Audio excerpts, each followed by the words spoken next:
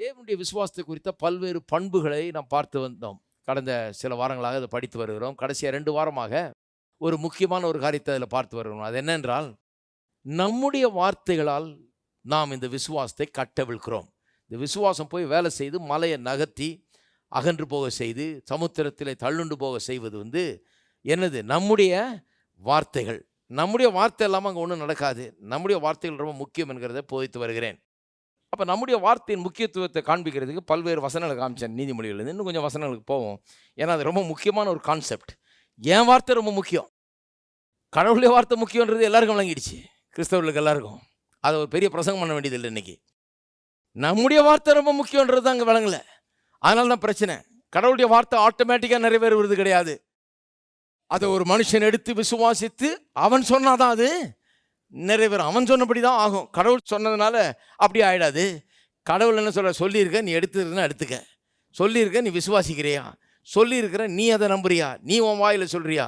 அதனால இந்த வாயின் அறிக்கை ரொம்ப முக்கியம். அவர் சொன்னதுனால ஆட்டோமேட்டிக்காக நடந்துடாது.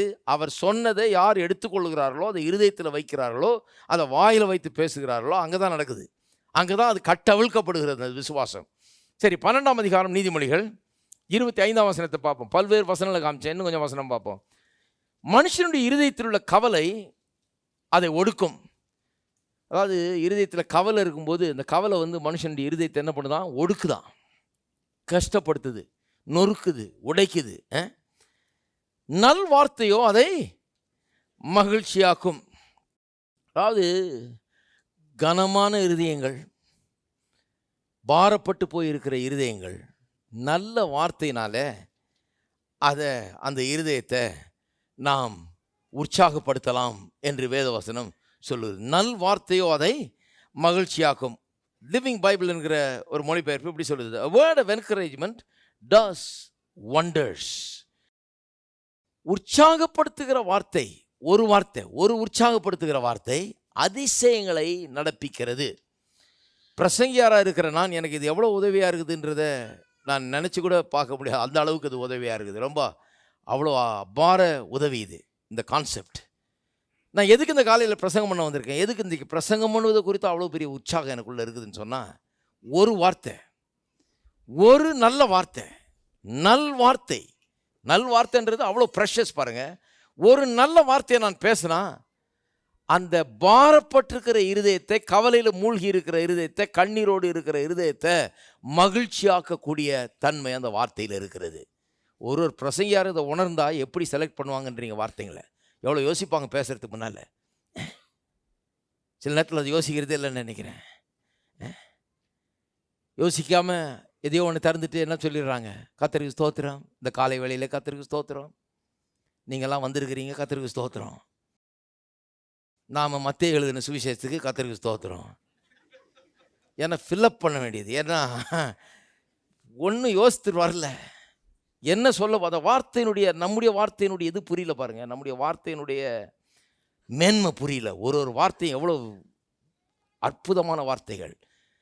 லிவிங் பைபிளில் சொல்லியிருக்கிற மாதிரி a word of encouragement does wonders. அதிசயங்களை செய்யும். ஒரு வார்த்தை என் வாயிலிருந்து வந்ததுன்னா அது அதிசயங்களை செய்யும். கண்ணீரை துடைக்க செய்யும் ஒரு மனுஷனை. உள்ளத்தில் இருக்கிற பாரத்தை அது போக்கிவிடும். கனமான இருதயத்தை லகுவான இருதயமாக அது மாற்றும். பயத்தை அது நீக்கிவிடும். விடுதலை அது தரும் என்ற ஒரு பிரசங்கியார் அறிந்து கொண்டால் அப்புறம் அவர் வார்த்தையை வீணடிக்கவே மாட்டார். வார்த்தையை ரொம்ப செலக்ட் பண்ண ஆரம்பிச்சிருவார். ஏன்னு சொன்னால் இது ரொம்ப முக்கியம். நம்ம செலக்ட் பண்ணி எடுத்துகிட்டு போய் கொடுக்கணும். ஏன்னா ஒரு வார்த்தையில் ஒரு மனுஷனுக்கு அவ்வளோ பெரிய விடுதலை இருக்குது. அதனால தான் பிரசங்கியாராக இருக்கிறது அவ்வளோ பெரிய ஒரு வேலை, ஒரு அற்புதமான ஒரு வேலை. ஏனென்று சொன்னால் ஒரு வார்த்தையில் எல்லாத்தையும் சரி பண்ணிடலாம். இவ்வளோ பேர் எதுக்கு இங்கே வந்திருக்கிறீங்க? நிறைய பேர் ஆச்சரியப்படுறாங்க. வெளியில் இருக்கவங்கலாம் பேசிக்கிறாங்களாம் பாருங்கள். எதுக்கு இவ்வளோ பேர் உள்ளே போகிறாங்க, இவ்வளோ கூட்டம் வெளியே வருது? எந்நேரம் பார்த்தா ஞாயிற்றுக்கிழமை கூட்டமாக உள்ளே போகுது, கூட்டமாக வெளியே வருது. என்ன நடக்குது? எதுக்கு இவ்வளோ பேர் போகிறாங்க? ஆளுகள்லாம் டீசெண்டாக இருக்கிறாங்க, படித்தவங்க மாதிரி இருக்கிறாங்க, எல்லாம் நல்லா இருக்கிறாங்க. விறுவிறுன்னு உள்ளே போகிறாங்க, ரொம்ப சீரியஸாக விறுவிறுன்னு வெளியே வர்றாங்க. என்ன நடக்குதுங்க? என்னத்துக்காக போகிறாங்க? இவ்வளோ பேர் எதுக்காக போகணும்? இங்கே ஏதாவது மாய மந்திரம் பண்ணுறோமா? ஏதாவது மேஜிக் பண்ணிகிட்டு இருக்கோமா? ஏதாவது சர்க்கஸ் மாதிரி எதாவது பண்ணிகிட்டு இருக்கோமா? ஒன்றுமே கிடையாது. இங்கே பார்த்தீங்கன்னா ஒன்றும் இல்லை. 2 பாட்டு பாடுறோம், கொஞ்ச நேரம் ஜெபம் பண்ணுறோம், பிறகு பிரசங்கம் பண்ணுறோம், அவ்வளோதான். இதுக்கு அப்படி ஓடி வந்தீங்கன்றாங்க. ஏன்னா அவர்களுக்கு என்ன புரியலன்னா, எதுக்கு ஜனங்க வர்றாங்க? எதுக்கு இவ்வளோ பேர் வந்திருக்கிறீங்க? கொஞ்சம் கூட இடம் இல்லாமல் நிரம்புற அளவுக்கு ஏன் ஜனங்கள் வருகிறது? மறுபடியும் 4 தடவை நிரப்புறாங்க இந்த இடத்த. ஏன் நிரப்புறாங்கன்னு சொன்னால், வார்த்தை. அந்த ஒரு வார்த்தை அதிசயங்களை செய்கிறது. நம்பிக்கை இல்லாத மக்களுக்கு அது நம்பிக்கையை கொடுக்கிறது, சுகத்தை கொடுக்கிறது, அற்புதங்களை நடப்பிக்கிறது, தூக்கி விடுகிறது மனுஷனை. தாழ்த்தப்பட்டவர்கள், தள்ளப்பட்டவர்கள், ஒடுக்கப்பட்ட இருதயத்தை உடையவர்கள், கண்ணீரோடு வந்திருக்கிறவர்களுக்கு இது பெரிய ஒரு ஔஷதமாய் விளங்குகிறது. இந்த ஒரு வார்த்தை அவ்வளோ பெரிய வேலையை செய்கிறதுனால தான் ஜனங்க அப்படி கூட்டம் கூட்டமாக வருகிறார்கள். அந்த வார்த்தை, நான் தான் ஊழியக்காரர்கள் கூட அதான் சொல்கிறது, நம்முடைய வார்த்தையின் மேன்மை நமக்கு புரிஞ்சிருச்சுன்னா அதை விட ஒரு பெரிய ஒரு காரியம் நமக்கு நடக்க முடியாது. அதுக்கப்புறம் நம்மளுடைய பிரசங்கத்தை நம்ம அவ்வளவு ஒரு முக்கியமான காரியமாக எண்ணுவோம். ஏன்னா எழுந்திரிச்சு நின்று எதையோ ஒன்று சொல்லிகிட்டு இருக்கிறது இல்லை, ஏதோ ஒரு கதை சொல்கிறது இல்லை, நேரத்தை போக்குறது இல்லை. நாம் எந்திரிச்சு நின்னோம்னா திட்டமிட்டு பொறுக்கி எடுத்து தேடி கொண்டாந்து அதை அப்படியே கவனமாய் அதை பேசுகிறோம். ஏன்னு சொன்னால் அந்த வார்த்தைகள் அவ்வளவு பெரிய அதிசயங்களை நடப்பிக்கிறது. ஒரு வார்த்தை, ஒரு உற்சாகப்படுத்துகிற வார்த்தை அதிசயங்களை நடப்பிக்கிறது என்று சொல்லி இருக்கிறது இல்லையா? அந்த வார்த்தை பண்ணுற அதிசயம் தான் இங்கே நடந்து கொண்டிருக்கிறது. வார்த்தை எத்தனை பேருக்குள்ள அதிசயங்களை நடப்பித்திருக்கிறது, எப்பேற்பட்ட மாற்றங்களை உண்டு பண்ணிருக்கு. இங்கே பாருங்கள், நூற்றுக்கணக்கான சாட்சிகள். ஜனங்கள் வந்து என்கிட்ட சொல்கிறாங்க, எனக்கு இப்படி ஆச்சுங்க அப்படி ஆச்சுங்க. சாட்சி கொடுக்கறதுக்கு இங்கே நேரம் கிடையாது. ஏன்னா இன்னும் நிறைய பேர் கஷ்டத்தில் வர்றாங்க, இன்னும் நிறைய பேர் பிரச்சனைகளோடு வர்றாங்க, கேள்விகளோடு வர்றாங்க, பாரத்தோடு வர்றாங்க. அவங்களுக்கு அந்த வார்த்தையை கொடுக்கறது அவ்வளோ பெரிய முக்கியமான ஒரு வேலையாக இருக்குது. ஒரு வார்த்தை, இன்னைக்கு காலையில் வந்திருக்கிறீங்க, ஒரு வார்த்தை போதும். ஒரு வார்த்தை அதிசயங்களை செய்யக்கூடிய வார்த்தையாக இருக்கிறது இல்லையா? அப்போ உங்கள் வார்த்தை எவ்வளோ பெரிய மேன்மை உள்ளதுன்னு பாருங்கள். உங்கள் வீடுகளில் எவ்வளோ பெரிய மேன்மை. இப்போ நான் பிரசங்கியாராக இருந்தால் அந்த ஆங்கிளில் சொல்கிறேன் உங்களுக்கு. ஒரு சாதாரண மனுஷன் எடுத்துக்குவோம். அந்த குடும்பத்துக்கு அவன் தகப்பனாக இருக்கிறான், கணவனாக இருக்கிறான், தலைவனாக இருக்கிறான். ஒரு தாய் எடுத்துங்க, அந்த குடும்பத்தில் மனைவியாகவும் தாயாகவும் வழி நடத்துகிற ஒரு பெண்ணாகவும் அந்த பெண் இருக்கிறார். அப்போ எவ்வளோ முக்கியம் அந்த பெண்ணுடைய வார்த்தை, அந்த ஆணுடைய வார்த்தை, அந்த வீட்டில் அந்த வீட்டை நடத்துகிறவருடைய வார்த்தை எவ்வளவு முக்கியம் என்று எண்ணி பாருங்கள். அதனால தான் பாருங்கள், வீட்டில் கூட சபையில் வந்தால் நல்லா கரெக்டாக நல்ல வார்த்தையை பேசுகிறது மட்டும் இல்லை, வீட்லேயும் நல்ல வார்த்தையை பேசணும். ஏன்னா வார்த்தையினாலே தான் கடவுள் எல்லாத்தையும் உண்டாக்குனார். ஆதியாகமம் 1 சொல்லுகிறது, சொல்லி சொல்லி தான் உண்டாக்குனார். வெளிச்சம் உண்டாக்கடுவது, ஆகாயவரை உண்டாக்கடுவது, ஆகாயத்து பறவைகள் உண்டாக்கடுவது, மீன்கள் உண்டாக்கடுவது, மிருக ஜீவன்கள் உண்டாக்கடுவது, தாவர வர்க்கங்கள் உண்டாக்கடுவது, உண்டாக்கடுவதுன்னு சொல்லி தான் வேண்டிய எல்லாவற்றையும் உண்டாக்கினார். இன்றைக்கி நாம் பார்க்கிற எல்லாம் வார்த்தையினால் உண்டானது. அது மட்டும் இல்லாமல் எபிரேயர் 1:3 சொல்லப்பட்டிருக்கிறது, இந்த வார்த்தையினால தான் எல்லாத்தையும் தாங்குகிறாராம். இந்த வார்த்தையின் வல்லமை தான் எல்லாத்தையும் தாங்கி கொண்டிருக்கிறது. உண்டாக்குனது மட்டும் இல்லை, உண்டாக்குனது இன்னைக்கு வரைக்கும் வேலை செய்து ஒழுங்காக இருக்குது. சூரியன் சந்திரன் நட்சத்திரம்லாம் கரெக்டாக வந்துடுது. காலையில் எது வரணுமோ அது வருது, ராத்திரி எது வரணுமோ அது கரெக்டாக எல்லாம் வேலை செய்யுது. அது கரெக்டாக. ஏன்? அந்த வார்த்தை எல்லாவற்றையும் தாங்குகிறது, உண்டாக்கி தாங்கி கொண்டிருக்கிறது. அப்போ நீங்கள் என்ன பண்ண போகிறீங்க? உங்கள் குடும்பத்தை நீங்கள் உண்டாக்கி அதை தாங்குகிறது வார்த்தை தான். வார்த்தையினால குடும்பத்தை உண்டாக்குகிறீங்க, வார்த்தையினால தான் அதை தாங்குகிறீர்கள். எவ்வளோ முக்கியமான ஒரு காரியம் பாருங்கள். அப்போ நம்ம வீட்டில் வந்து கண்டதை பேசுறது கிடையாது, வாயில் வந்ததெல்லாம் பேசுறது கிடையாது. சிலர் எல்லாம் பேசிவிட்டு கடைசியில் ஆமாங்க நான் 1000 சொல்லுவேன், அதெல்லாம் பெருசாக எடுத்துக்கலாமா? என்ன என் நியாயம் அதுன்னு. ஒரு 1000 சொல்லுவார், ஏன்னா அப்படி வாயில் வந்துருமா அவருக்கு. அவ்வளோ உத்தமமானவர், எதையும் உள்ள வச்சுக்க மாட்டாராம், படபடன்னு சொல்லிடுவாராம். அதெல்லாம் பெருசாக எடுத்துக்கலாமா? கண்டிப்பாக. அதான் பார்த்த சங்கீதத்திலேருந்து காமிச்ச 64லேருந்து வார்த்தைகள் வந்து அம்பை போல் இருக்கிறதாம். அம்பு அந்த நாணில் வச்சு எய்யும் போது ரொம்ப ஜாக்கிரதையாக இருக்கணும். நான்லேருந்து கையை எடுத்துகிட்டு அம்பு புறப்பட்டுருச்சு. புறப்பட்ட அம்பு ஐயோ வந்துட்டு வேணாம் அப்படின்னு சொல்ல முடியாது. புறப்பட்ட பிறகு போச்சு, அவ்வளோதான், அடிச்சிடும் போய் அங்கே. அதனால தான் இது புறப்படணுமா, இதை சொல்லணுமா, இதை பேசணுமா, இது சொல்லி தான் ஆகணுமான்னு யோசித்து பிறகு தான் சொல்லணுமோ ஒழிய, அதுதான் வார்த்தை அம்பு போல் இருக்குன்னு சொல்லிடுது. எஞ்சிட்டா அப்புறம் திருப்பி பெற முடியாது. எய்த பிறகு நம்ம பார்த்து ஐயோ அவர் அடிச்சிடாது, கொஞ்சம் எப்படி போ, லெஃப்ட்டில் ரைட்டில் போன்னு சொல்ல முடியாது. எதை எய்ம் பண்ணி அடிச்சிங்களா அங்கே போய் அடிச்சே போட்டுரும், அது அவ்வளோதான். இல்லை பிரதர், நான் சொன்னதெல்லாம் அவங்க ரொம்ப பெருசாக எடுத்துக்கிறாங்க பிரதர், அது கோபத்தில் நான் சொன்னது. அதான் வார்த்தையை விட்டோன்னா அது போய் இருதயத்தை தச்சு உள்ள தொலையை போட்டு அப்புறம் ஆஸ்பத்திரிக்கு போய் கட்டு போட்டு எல்லாம் வந்து இந்த கட்டெல்லாம் போய் காயமெல்லாம் ஆறுன பிறகு கூட வடு அங்கே இருக்குது அப்படியே. அதனால தான் 10 வருஷம் கூட பொறுத்த பிறகு சொல்கிறாங்க, பாரு நீ பண்ணது தான் இது, நீ அப்படி சொன்னிய, நீ இப்படி சொன்னிய, அன்னைக்கு இப்படி சொன்ன ஞாபகம் இருக்குதா ஆகஸ்ட் 1 என்ன சொன்ன ஞாபகம் இருக்குதா? 9 மணிக்கு உங்கள் அப்பா வீட்டில் வச்சு என்ன சொன்னேன்? ஏன்னா அந்த வலு அப்படியே இருக்குது. அம்பை எஞ்சாச்சிருப்பாருங்க, அந்த அம்புனால வந்து வினைய பாருங்க. அதை எய்யாமல் இருந்திருக்கலாம், அதான் எஞ்சிட்டா போச்சு. வார்த்தைகள் அம்பை போல இருக்கிறது. அப்போ நம்முடைய வார்த்தைகளால் முக்கியமாக இருக்குது பாருங்க. நம்முடைய குடும்பத்தில் ரொம்ப முக்கியமாக இருக்குது. நம்முடைய பிள்ளைகளை குறித்து என்ன வார்த்தைகளை பேசுகிறோம், நம்முடைய ஸ்பவுஸ், நம்முடைய மனைவி புருஷன் பற்றி என்ன பேசுகிறோம், என்ன பேசுகிறோன்றது ரொம்ப முக்கியம். சிலர் அவங்க புருஷனை ஃபேமஸ் ஆக்கி வச்சுருக்கிறாங்க, ரொம்ப மோசம்னு பக்கத்தில் எல்லாத்தையும் போய் சொல்லிட்டு வந்துருக்குறாங்க. ஒரு ஹஸ்பண்ட் அப்படியே சொல்கிறாரு என்கிட்ட, என் மனைவியால் என் பேரே ஊரெல்லாம் நாரி இருக்குதுங்க. எல்லா கிறிஸ்தவ ஜப கூட்டத்துலையும் என்னை பற்றி தான் ஜபம் பண்ணிட்டு இருக்கிறாங்க. என் மனைவி எல்லா ஜப கூட்டத்துக்கு போய், எல்லா உபவாச கூட்டத்துக்கு போய் என் பேரை சொல்லியிருக்கு. நான் கோயிலுக்கு போகலான்னா கூட தலை காட்ட முடியல இன்னைக்கு, எல்லாம் என்ன ஒரு மாதிரி பார்க்குறாங்கன்றாரு. ஹலோ, தெரிஞ்ச மாதிரி சிரிக்கிறீங்க எல்லாம். அது அப்படிதான். அது ஏன்னு சொன்னால் வார்த்தை ரொம்ப முக்கியம் பாருங்க. இவ்வளவு போய் ஊரெல்லாம் சொல்லி வந்து அவர் சரியாகலையே இன்னும். ஏன்னா அதனாலேயே சரியாகலை. அதனாலே அவர் கோயிலுக்கே போக முடியல, வசனமே கேட்க முடியல, ஒன்றும் பண்ண முடியல. ஏன்னா போய் எல்லா இடத்துலையும் ஜெபம் பண்ணுங்க ஜெபம் பண்ணுங்க, ரொம்ப மோசங்க அவர், ஜெபம் பண்ணுங்க இப்படியே சொல்லிட்டு வந்தாச்சு. நான் சொல்கிறேன், எப்படி அந்த மோசமான ஆள் நல்ல ஆளாக மாற்றுறதுன்றதை கற்றுங்க. நல்ல வார்த்தைகளை பேசுங்கள், நல்ல வார்த்தைகளை பேசுங்கள், கூறுங்கள். மோசமான பிள்ளையை நல்ல பிள்ளையை ஆக்குறது எப்படி? சில சொல்கிறாங்க மண்டையை போட்டு உடச்சிக்கிறாங்க, எப்படி இந்த பிள்ளையை வளர்க்குறதுன்னு தெரியல, என்ன பண்ணாலும் ஒன்றும் கேட்க மாட்டேங்கிறான். நல்ல வார்த்தையில் பேசுங்க. நீங்கள் இப்போ பேசுகிற வார்த்தையினால தான் அப்படி இருக்கிறான். என்ன பண்ணாலும் கேட்க மாட்டேங்கிறான்னு தானே சொல்கிறீங்க. சொன்னால் கேட்பான் அப்படின்னு சொல்லுங்களேன். என் பிள்ளை சொன்னால் கேட்பான், சொல்கிற வார்த்தைக்கு கீழ்ப்படிவான்.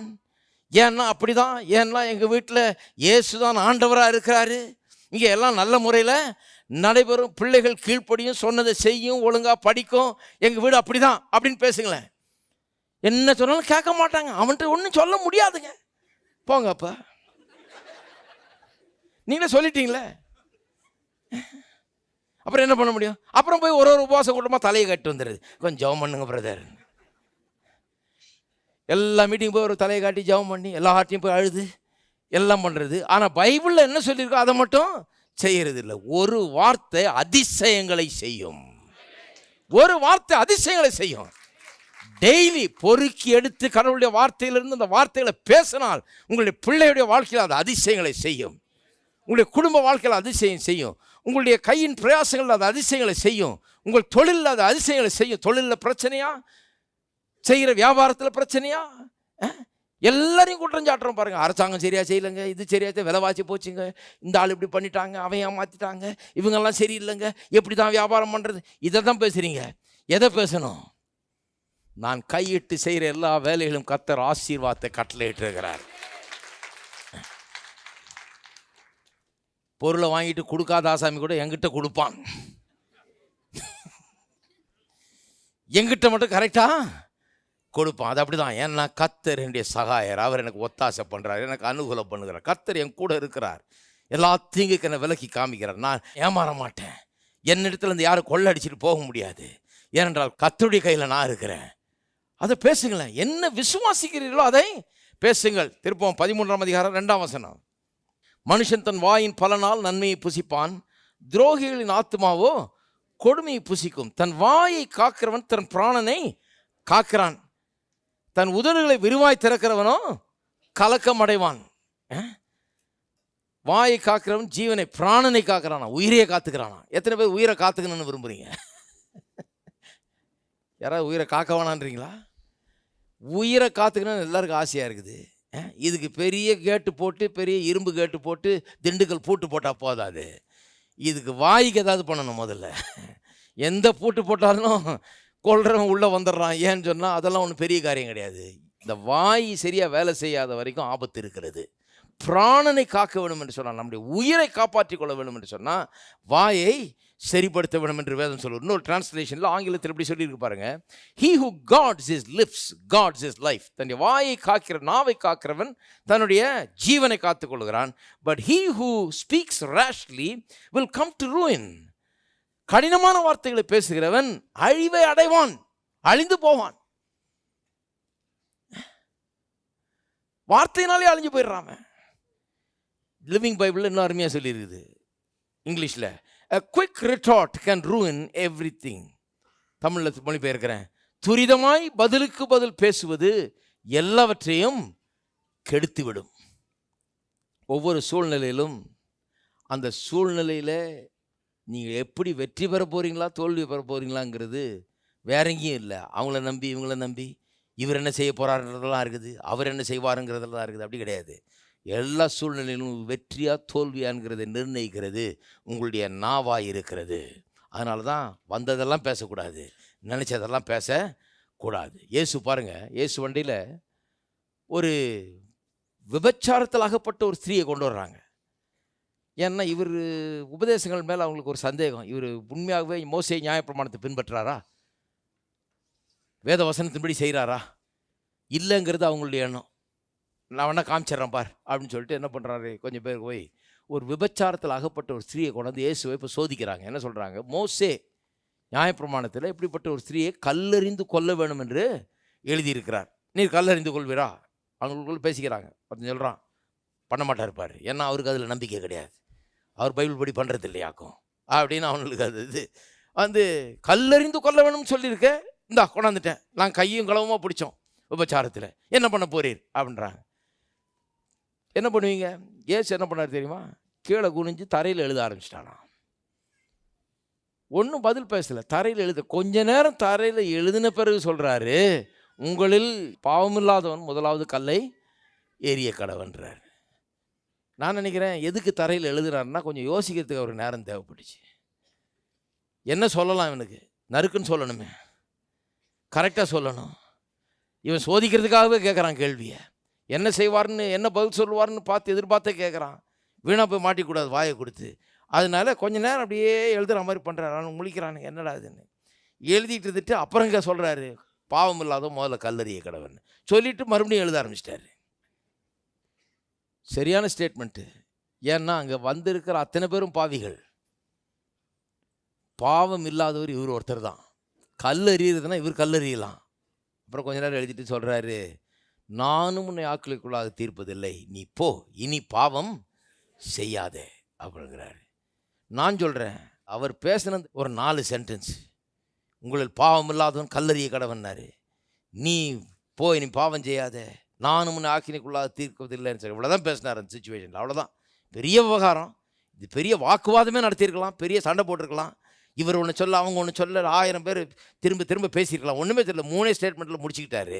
நான் சொல்கிறேன், அந்த 3 ஸ்டேட்மெண்ட்னாலே அந்த பெண் அங்கேருந்து போனவ இனி ஒரு காலம் விபச்சாரத்தில் ஈடுபட்டிருக்க மாட்டான்னு நினைக்கிறேன். அவ்வளவு அற்புதமான வார்த்தைகளை பேசினார். நீ போ, இனி பாவம் செய்யாதே. கல்லறியக்கூடிய தகுதி உள்ள ஒரே நபர் சொல்கிறாரு, நீ போ, நானும் உன்னை கல்லறிய மாட்டேன், நீ போ, இனி பாவம் செய்யாதேங்கிறார். இருக்கீங்களா? இப்போ எவ்வளோ யோசித்து பேசுகிறாரு பாருங்க. நம்ம கூட ஏதாவது எழுதுகிற மாதிரி ஏதாவது பண்ணணும். அவன் சொன்னா நான் மடாருன்னு திரும்பி போகுது, அங்கேருந்து வர்றதுக்குள்ளே இங்கே தடாருன்னு இங்கே இந்த ஆரோ கிளம்பிடுது. பெரிய யுத்தம் மாதிரி தான் நடந்து, இங்கே யாரோ விட அங்கே யாரோ விட இங்கே யாரோ போய் போய் போய் வந்துக்கிட்டே இருக்குது. வார்த்தைகள் யுத்தம் நடந்துக்கிட்டு தான் இருக்குது. யோசித்து பேச வேண்டும். ஏன்னா அந்த சூழ்நிலையில் பாருங்கள், அவனுங்கள்ட்ட ஒன்றும் பேசி பிரயோஜனம் கிடையாது, அவன் திருந்த போகிறதில்ல. ஆனால் அந்த அம்மாவுக்கு ஏற்ற விதத்தில் அவர் பேசினார். அதுதான் அங்கே அந்த பெண் போயிட்டு இனி ஒரு காலம் அதில் ஈடுபட்டிருக்கவே மாட்டாள். அன்னையோடு அவளுடைய வாழ்க்கையை நான் மாற்றப்பட்டிருக்கிறோம் என்று நம்புகிறேன். ஏன்னா இயேசுடைய பிரசன்னத்தில் வந்து அவர் சொல்கிற ஒரு வார்த்தை, ஒரு சென்டென்ஸ் போதும் ஒரு பாவிக்கு. அந்த பாவி இனி பாவம் செய்ய மாட்டான், அவன் தெரிந்து விடுவான். அப்படி யோசித்து பேசுகிறார், அப்படி வார்த்தையில் அளந்து பேசுகிறார். நாம் எப்படி பேசுகிறோன்னு கவனிங்க. ஏன்னா அவருக்கு அவருடைய வார்த்தையின் மேலே அவ்வளோ பெரிய நம்பிக்கை. நம்ம சொன்னால் அது அப்படியே ஆகுன்னு அவருக்கு தெரியும். நம்ம சொல்கிற வார்த்தையில் அவ்வளோ பெரிய வல்லமை இருக்குதுன்னு தெரியும். அதனால தான் மடார்னு பேசலை அவர்.